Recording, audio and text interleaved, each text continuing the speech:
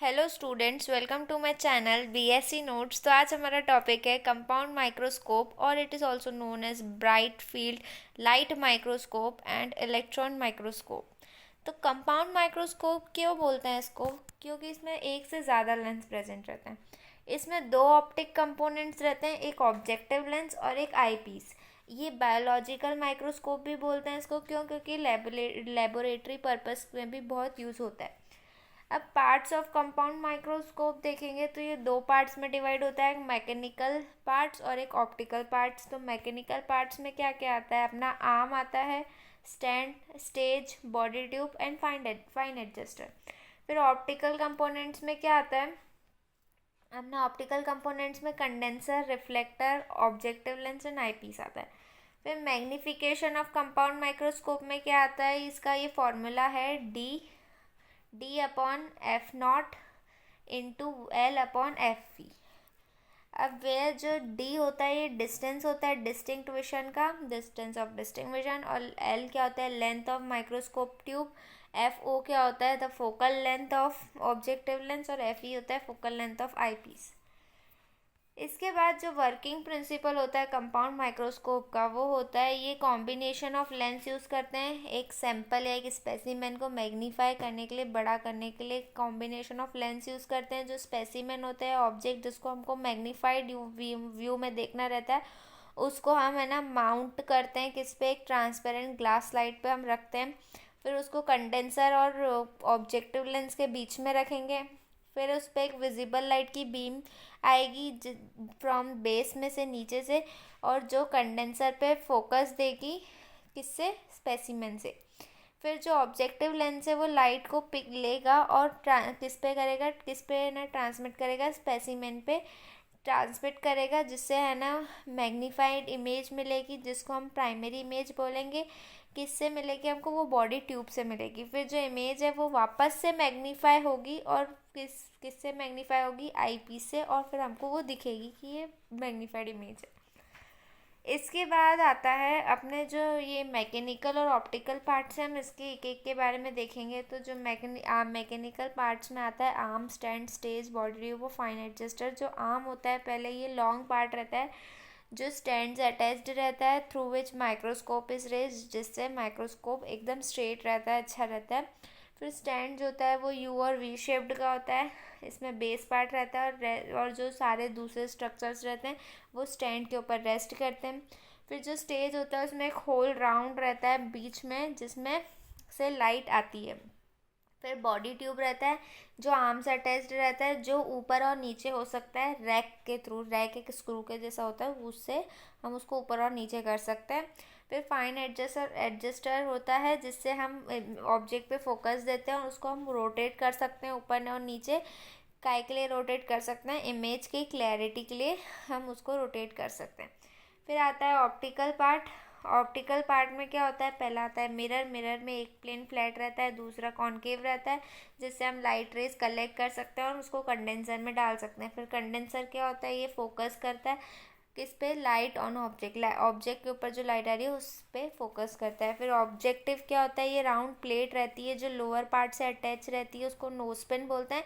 इसमें 3 circular holes रहते हैं लोअर कॉन्वेक्स प्लेन पे, जो अलग अलग कैपेसिटीज़ के रहते हैं।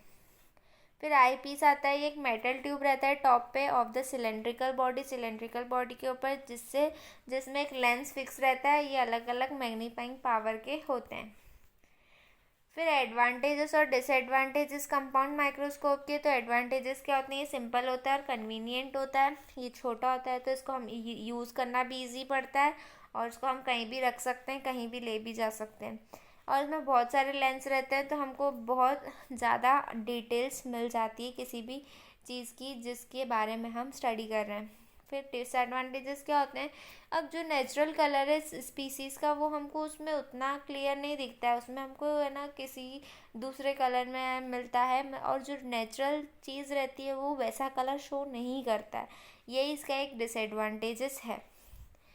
इसके बाद जो कंपाउंड माइक्रोस्कोप के अपन एप्लीकेशन देखेंगे, तो ये माइक्रो ऑर्गेनिज्म के बारे में पढ़ने में काम आता है, डिसीजेस को आइडेंटिफाई करने में काम आता है, ह्यूमन फिंगरप्रिंट्स को डिटेक्ट करने में काम आता है, मॉनिटरिंग एम्ब्रियो डेवलपमेंट को मॉनिटर करने में भी काम आता है। फिर ये आता है अपना कंपाउंड माइक्रोस्कोप। तो ये ऊपर होता है आई पीस, फिर ये रफ एडजस्टमेंट्स रहते हैं, ये फाइन एडजस्टमेंट रहता है, ये बॉडी ट्यूब रहता है सिलेंड्रिकल पार्ट, फिर ये हाई पावर का पावर एडजस्टमेंट है और ये लो पावर एडजस्टमेंट है। फिर ये क्लिप आता है जिस पे अपन स्लाइड रखते हैं, ग्लास स्लाइड अटैच करते हैं उससे कि वो हिले नहीं।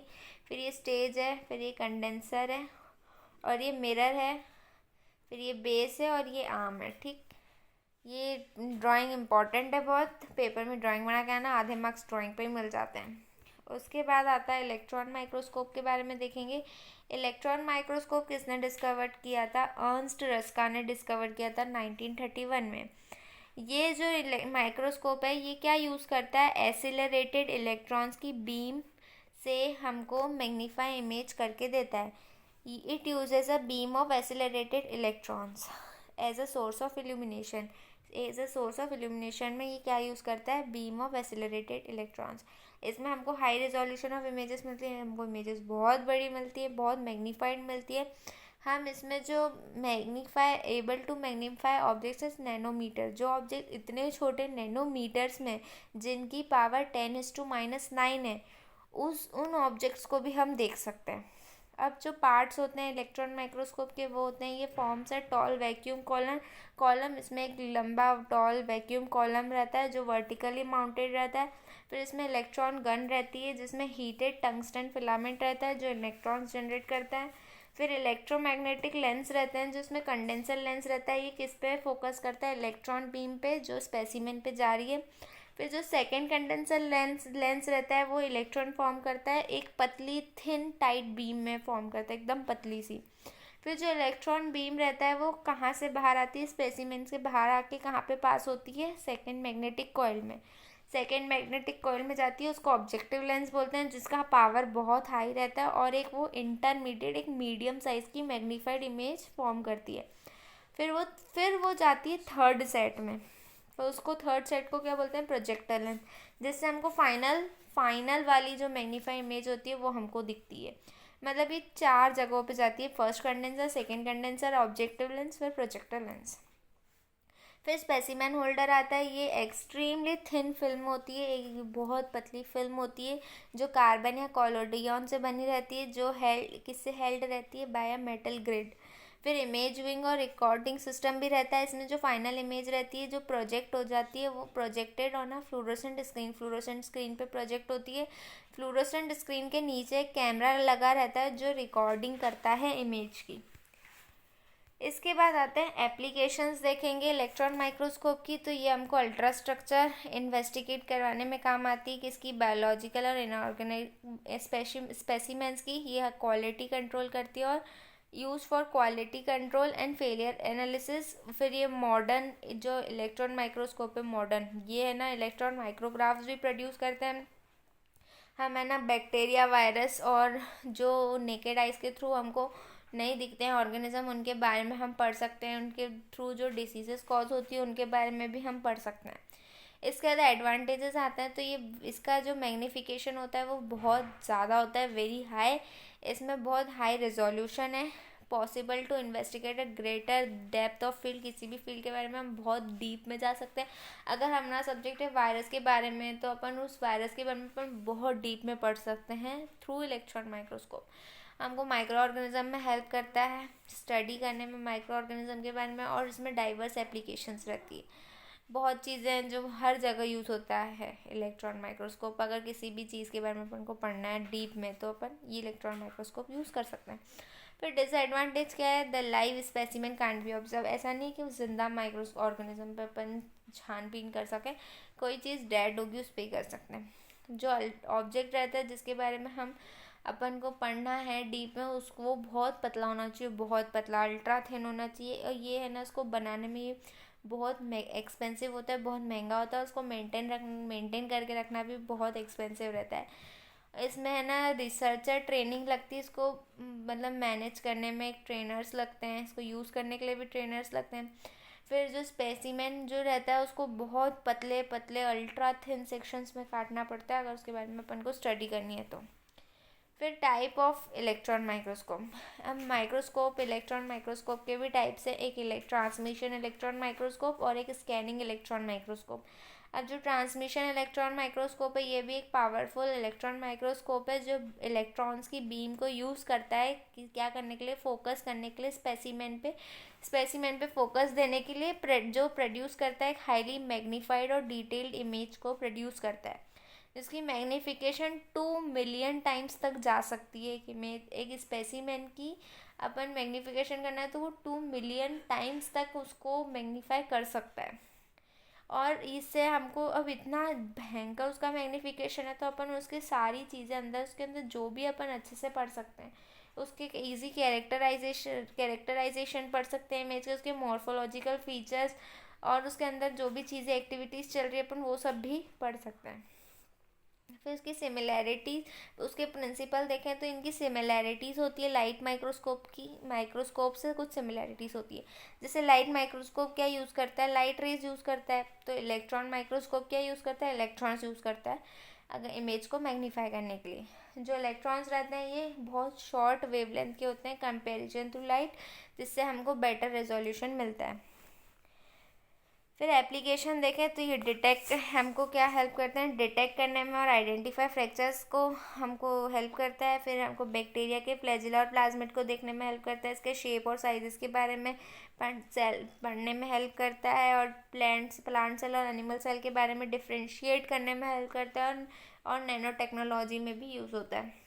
फिर आता है अपना एडवांटेज, तो ये पावरफुल मैग्नीफिकेशन होता है about 2 million times that of light microscope से भी 2 मिलियन टाइम्स ज़्यादा मैग्नीफिकेशन देता है बहुत। और ये एकदम एफिशिएंट और हाई क्वालिटी इमेज देता है, easy to train and use टी। ट्रेनिंग करना भी इसकी ईजी है और इसको यूज़ करना भी ईजी है। पर ये बहुत, अब इसकी लिमिटेशंस है तो ये बहुत एक्सपेंसिव है भैया, इसको हैंडल करना भी बहुत बड़ी बात है और इसमें कंटिन्यू वोल्टेज लगता है इसको यूज़ करने के लिए। फिर स्कैनिंग इलेक्ट्रॉन माइक्रोस्कोप आता है, तो ये भी एक टाइप का इलेक्ट्रॉन माइक्रोस्कोप है जो स्कैन करता है सरफेस ऑफ माइक्रो ऑर्गेनिज्म की सिर्फ सरफेस को स्कैन करता है। इसमें है ना जो बीम ऑफ इलेक्ट्रॉन्स है वो एक कम एनर्जी पे चलते हैं, कम एनर्जी लगती है फोकस करने में और स्पेसिमेन या जो भी ऑर्गेनिज्म या जो भी ऑब्जेक्ट है उसको स्कैन करने में कम एनर्जी लगती है। फिर प्रिंसिपल है तो इसमें काइनेटिक एनर्जी लगती है सिग्नल प्रोड्यूस करने के लिए on the interaction of electrons के इंटरेक्शन में काइनेटिक एनर्जी लगती है। जो इलेक्ट्रॉन्स होते हैं वो जो सेकेंडरी स्कैटर्ड और डिफ्रेक्टेड होते हैं, जो बैक स्कैटर्ड इलेक्ट्रॉन्स रहते हैं वो हमको क्रिस्टलाइज्ड एलिमेंट्स और फोटॉन्स को व्यू करने में हेल्प करते हैं। जो सेकेंडरी और बैक स्कैटर्ड इलेक्ट्रॉन्स होते हैं ये हमको है ना हमको इमेज प्रोड्यूस करने में हेल्प करते हैं। जो secondary electrons are emitted from the specimen play the primary role in of detecting morphology and topography of the specimen. जो सेकेंडरी इलेक्ट्रॉन्स रहते हैं ये है ना स्पेसिमेन के थ्रू एमिट होते हैं और ये प्राइमरी रोल प्ले करते हैं हमको मॉर्फोलॉजी और टोपोग्राफी बताने में। स्पेसिमेन की मॉर्फोलॉजी और टोपोग्राफी बताना मतलब कि एक्सटर्नल कैरेक्टर्स बताना स्पेसिमेन के, लेकिन जो while the back scattered electron show contrast composition of the elements of the specimen. बाकी जो बैक स्कैटर्ड इलेक्ट्रॉन्स है वो हमको कंट्रास्ट कंपोजिशन बताते हैं एलिमेंट्स के स्पेसिमेन के।